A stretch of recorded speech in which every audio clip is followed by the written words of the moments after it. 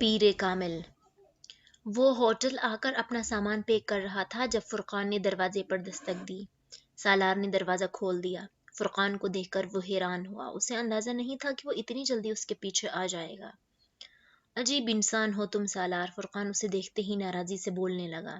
یوں کسی کو بتائے بغیر سمیر کے کلینک سے چلے آئے، مجھے پریشان کر دیا، اوپر سے موبائل کو بھی آف کر رکھا ہے۔ سالار نے کچھ نہیں کہا۔ وہ لنگڑاتا ہوا ایک بار پھر اپنے بیگ کے پاس آ گیا جس میں وہ اپنی چیزیں پیک کر رہا تھا۔ تم جا رہے ہو؟ فرقان بیگ دیکھ کر چونکا۔ ہاں، سالار نے ایک لفظی جواب دیا۔ کہاں؟ سالار نے بیگ کی زپ بند کر دی اور بیڈ پر بیٹھ گیا۔ اسلام آباد۔ فرقان اس کے ساتھ صوفے پہ آ کر بیٹھ گیا۔ نہیں، سالار نے اسے دیکھتے ہوئے کہا۔ پھر؟ کراچی جا رہا ہوں۔ کس لیے؟ فرقان نے حیرانی سے پوچھا۔ فلائٹ ہے میری پیرس کی۔ ہاں، 4 دن بعد ہے تمہاری فلائٹ۔ ابھی جا کر کیا کرو گی؟ فرقان اسے دیکھنے لگا۔ سمیر کا اندازہ ٹھیک تھا، اس کے چہرے کے تاثرات بے حد عجیب تھے۔ کام ہے مجھے وہاں۔ کیا کام ہے؟ وہ جواب دینے کے بجائے بیڈ پہ بیٹھا، پلکیں جھپکائے بغیر چپ چاپ اسے دیکھا رہا۔ فرقان سا سائیکولوجسٹ نہیں تھا، پھر بھی سامنے بیٹھا ہوئے شخص کی آنکھوں کو پڑھنے میں اسے کوئی مشکل نہیں ہوئی۔ سالار کی آنکھوں میں کچھ بھی نہیں تھا، صرف سرد مہری تھی، یوں جیسے وہ کسی کو جانتا ہی نہ ہو، اسے اور اپنے آپ کو بھی۔ وہ ڈپریس تھا، فرقان کو کوئی شبہ نہیں تھا، مگر اس کا ڈپریشن اسے کہاں لے جا رہا تھا، فرقان یہ جاننے سے قاصر تھا۔ تمہیں آخر کیا پریشانی ہے سالار؟ وہ پوچھے بغیر نہیں رہ سکا۔ سالار نے توقف سے کہا۔ پھر کندھے جھٹکے۔ کوئی پریشانی نہیں۔ تو پھر؟ سالار نے فرقان کی بات کاٹ دی۔ تم جانتے ہو مجھے مائگرین ہے، کبھی کبھار اس طرح ہو جاتا ہے مجھے، میں ڈاکٹر ہوں سالار، فرقان نے سنجیدگی سے کہا۔ مائگرین کو کوئی مجھ سے زیادہ بہتر نہیں جانتا، یہ سب کچھ مائگرین کی وجہ سے نہیں تھا۔ تو تم بتاؤ اور کیا وجہ ہو سکتی ہے؟ سالار نے الٹا اس سے سوال کیا۔ کسی لڑکی کا پرابلم ہے؟ سالار پلکیں جھپک نہیں سکا۔ فرقان کہاں جا پہنچا تھا؟ ہاں، وہ نہیں جانتا، اس نے نہیں کیوں نہیں کہا تھا۔ کسی میں انوالو ہو تم؟ فرقان کو اپنے اندازے کے صحیح ہونے پر جیسے یقین نہیں آیا۔ ہاں۔ فرقان بہت دیر چپ بیٹھا اسے دیکھتا رہا، یوں جیسے اپنی بے یقینی پر قابو پانے کی کوشش کر رہا ہو۔ کس کے ساتھ انوالو ہو؟ تم اسے نہیں جانتے؟ شادی نہیں ہو سکی تمہاری اس کے ساتھ؟ سالار اسے دیکھتا رہا، پھر اس نے کہا۔ ہو گئی تھی۔ اس کے لہجے میں آنچ تھی۔ شادی ہو گئی تھی؟ فرقان کو پھر یقین نہیں آیا۔ ہاں۔ پھر طلاق ہو گئی؟ اس نے پوچھا۔ نہیں تو؟ سالار کے پاس آگے بتانے کے لیے کچھ بھی نہیں تھا۔ تو بس؟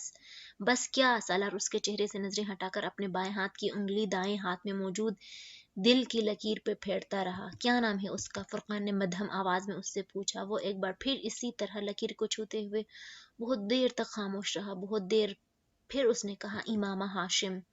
فرقان نے بے اختیار سانس لیا۔ اسے اب سمجھ میں آیا کہ وہ اس کی چھوٹی بیٹی کو ڈھیروں کے حساب سے تحفے کیوں دیا کرتا تھا۔ پچھلے کچھ عرصے میں جب سے سالار سے اس کی شناسائی ہوئی تھی اور سالار کا اس کا گھر آنا جانا شروع ہوا تھا، سالار اور امامہ کی بہت دوستی ہو گئی تھی۔ وہ پاکستان سے جانے کے بعد بھی اسے وہاں سے کچھ نہ کچھ بھجواتا رہتا تھا، مگر فرقان کو اکثر صرف ایک بات پہ حیرانی ہوئی تھی، وہ کبھی امامہ کا نام نہیں لیتا تھا، اور وہ خود اس سے بات کرتا تو اسے نام کے بغیر مخاطب کرتا رہتا۔ فرقان کو چند ایک بار یہ بات محسوس ہوئی تھی، مگر اس نے اسے نظر انداز کر دیا تھا، لیکن اب امامہ ہاشم کا نام سن کر وہ جان گیا کہ وہ کیوں اس کا نام نہیں لیتا تھا۔ وہ اب رک رک کر بے ربط جملوں میں مدھم آواز میں اسے اپنے اور امامہ کے بارے میں بتا رہا تھا۔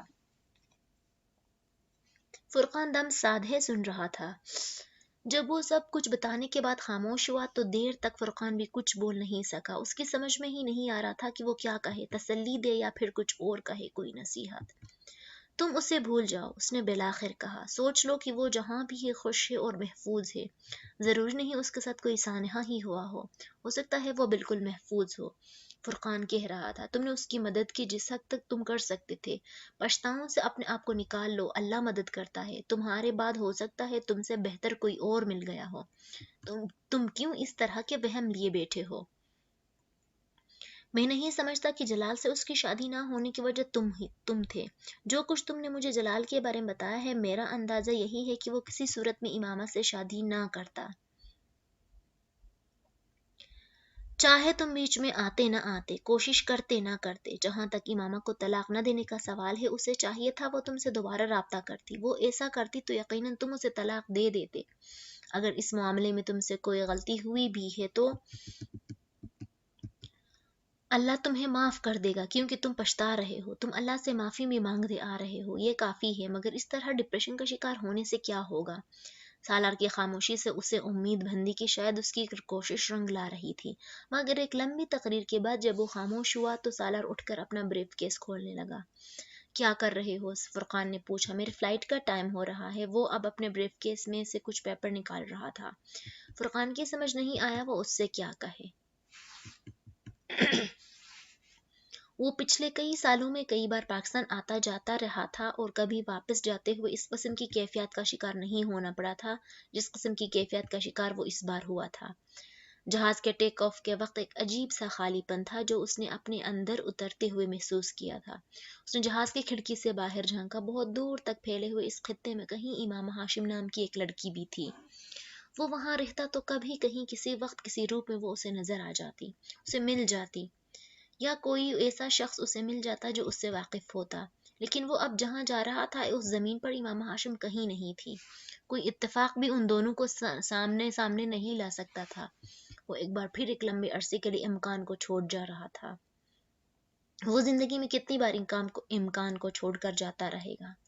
10 منٹ کے بعد پانی سے ٹرینکولائزر کو نگلتے ہوئے اسے احساس ہو رہا تھا کہ وہ زندگی میں کہیں بھی نہیں کھڑا تھا۔ وہ زندگی میں کبھی بھی نہیں کھڑا ہو پائے گا، اس کے پیروں کے نیچے زمین کبھی نہیں آ سکے گی۔ 7ویں منزل پر اپنے اپارٹمنٹ کا دروازہ کھولتے ہوئے بھی اسے احساس ہو رہا تھا کہ وہ وہاں جانا نہیں چاہتا تھا، وہ کہیں اور جانا چاہتا تھا۔ کہاں؟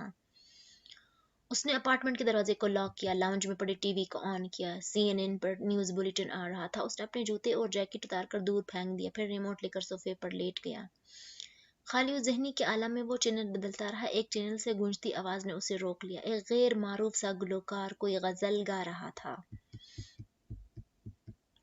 میرے زندگی تو فراق ہے، وہ ازل سے دل میں مکین سہی، وہ نگاہ شوق سے دور رہیں، رگ جاں سے لاکھ قرین سہی۔ اس نے ریموٹ اپنے سینے پر رکھ دیا۔ گلوکار کی آواز بہت خوبصورت تھی، یا پھر شاید وہ اس کے جذبات کو الفاظ دے رہا تھا۔ ہمیں جان دینی ہے ایک دن، وہ کسی طرح وہ کہیں سہی، ہمیں آپ کھینچیے دار پر، جو کہیں نہ کوئی تو نہ ہم ہی سہی۔ شاعری، کلاسیکل میوزک، پرانی فلمیں، انسٹرومنٹل میوزک، اسے ان تمام چیزوں کے ورث کا اندازہ پچھلے کچھ سالوں میں ہی ہونا شروع ہوا تھا۔ پچھلے کچھ سالوں سے انہیں اس کی موسیقی کے انتخاب کو بہت اعلیٰ کر دیا تھا، اور اردو غزلیں سننے کا تو اس نے کبھی خواب میں بھی نہیں سوچا تھا۔ سر طور ہو سر حشر ہو، ہم انتظار قبول ہے، وہ کبھی ملی وہ کہیں ملی، وہ کبھی سہی وہ کہیں سہی۔